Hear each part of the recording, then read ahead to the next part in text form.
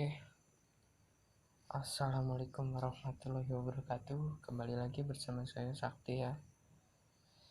Di kesempatan hari ini saya akan memberikan tip atau cara untuk perawatan tanaman padi serta pemberian nutrisi atau bisa disebut dengan pemupukan.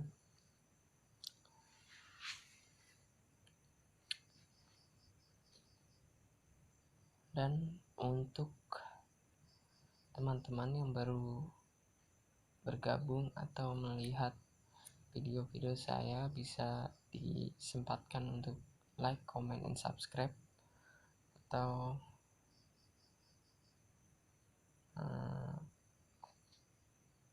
jangan lupa tekan tanda lonceng agar kalian tidak tertinggal saat saya mengupload video terbaru. Oke. Dan cara yang pertama itu pengairan. Usahakan saat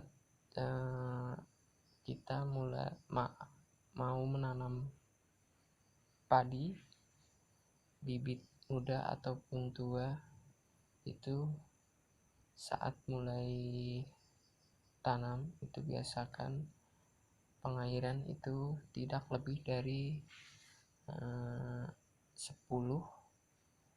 cm ya.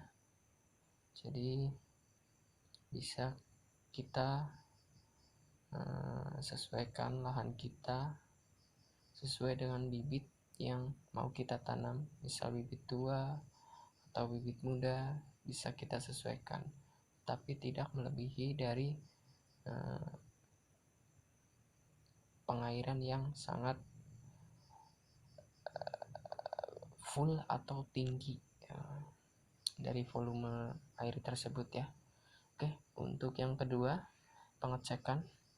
Untuk pengecekan kita bisa lakukan setiap 2 hari sekali agar kita dapat melihat perkembangan atau kondisi lahan serta tanaman. Semisal ada tanaman pengganggu seperti rumput yang tumbuh di sekitaran tanaman padi, bisa kita cabut dengan cara kimia atau tradisional, terserah. Untuk yang ketiga, pemberian nitrogen itu sangat penting saat fase vegetatif. Jadi saat padi sudah melewati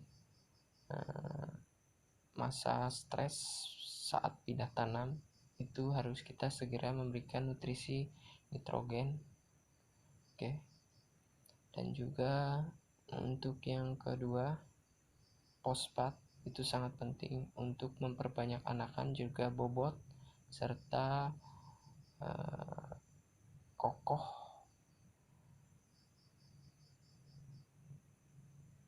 agar tanaman kita tidak mudah roboh.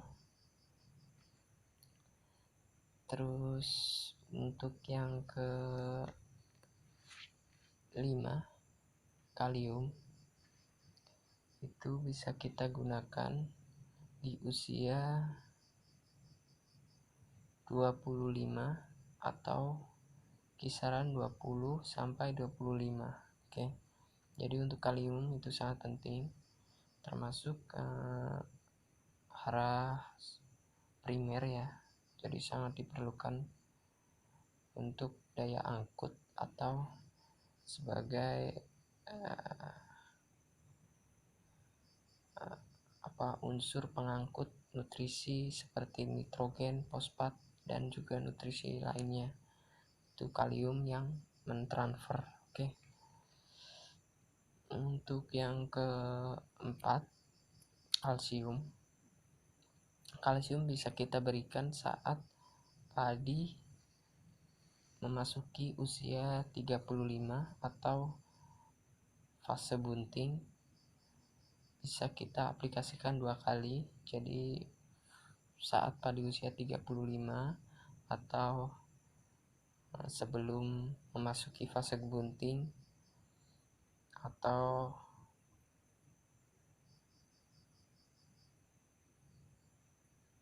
...30 hari nggak masalah.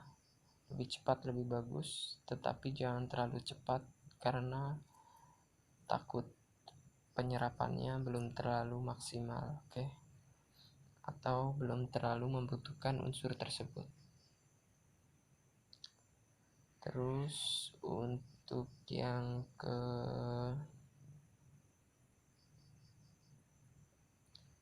7 ya. Untuk yang ke-7 itu boron, itu sangat penting, atau B1 itu sangat penting untuk memberikan bobot buah yang maksimal serta memberikan ketahanan terhadap tanaman. Oke, untuk yang ke-8 itu silika.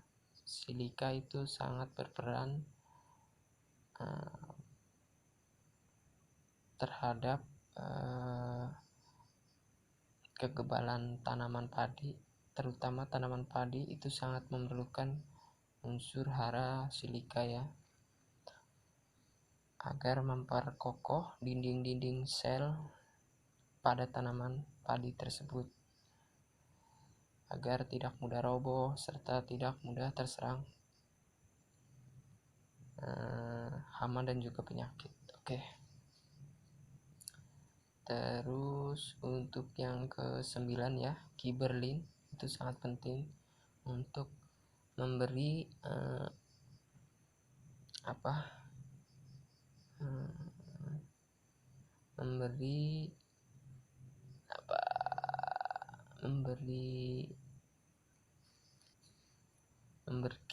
Gibberellin itu sangat penting karena dapat memicu pertumbuhan serta perakaran jadi lebih cepat atau menjadi lebih cepat mengeluarkan tunas, oke, atau daun baru. Serta yang ke-10 itu pemberian organik ya, itu sangat penting karena dalam pertanian organik sangat penting karena dapat memicu kesuburan serta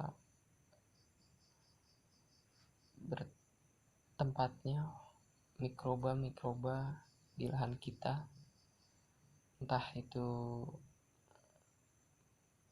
melakukan pupuk organik secara penyemprotan atau foliar, terserah ya. Sebenarnya ada satu hal lagi yang harus kita berikan, bisa kita berikan yang namanya auksin ya. Unsur hara auksin itu sangat penting karena dapat mempercepat laju akar agar dapat mudah dalam mencari makanan. Oke, itu bisa kita gunakan sewaktu padi usia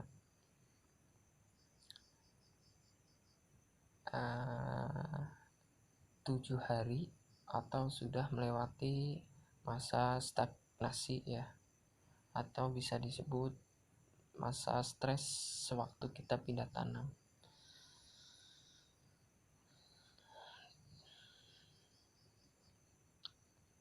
Terus untuk yang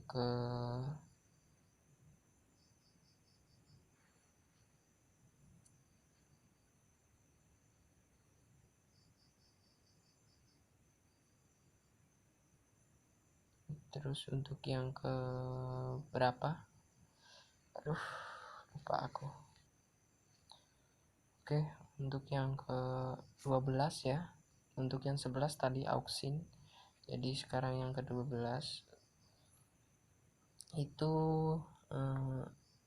pembuangan air. Jadi yang pertama, yang dari yang awal tadi adalah pengairan.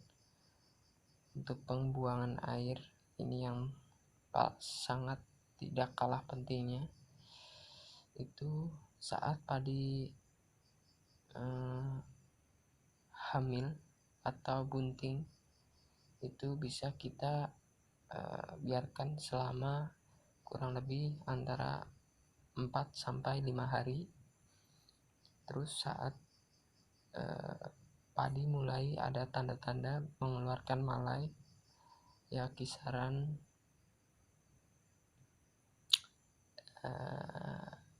70% atau 50% bisa kita buang air. Karena dalam pengisian itu tanaman padi tidak terlalu memerlukan air yang terlalu banyak karena dapat menimbulkan kegagalan panen ya. Ini sering dialami oleh petani-petani yang lain, karena dalam suatu kondisi yang sangat lembab atau selalu tergenang itu biasa bersarang suatu jamur pengganggu pada tanaman kita ataupun hama seperti bereng, seperti belalang, terus keong, terus tikus, atau apalagi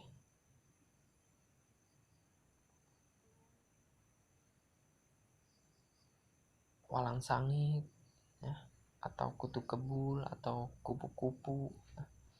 Nah itulah, jadi kita harus menyesuaikan apa yang harus kita lakukan saat padi usia segini dan segini. Oke. Dan untuk pesan terakhir, jangan terlalu terobsesi kepada yang namanya pemupukan secara kimia ya, karena dapat memberikan dampak yang sangat buruk terhadap kondisi lahan di kemudian hari atau di tanaman yang berikutnya, atau bisa disebut dengan residu ya. Oke.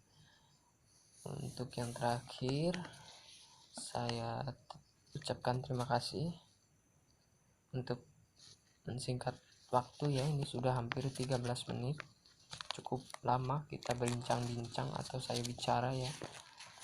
Oke. Assalamualaikum warahmatullahi wabarakatuh. Jangan lupa like, comment, dan subscribe. Kalau bisa share, oke. Dan juga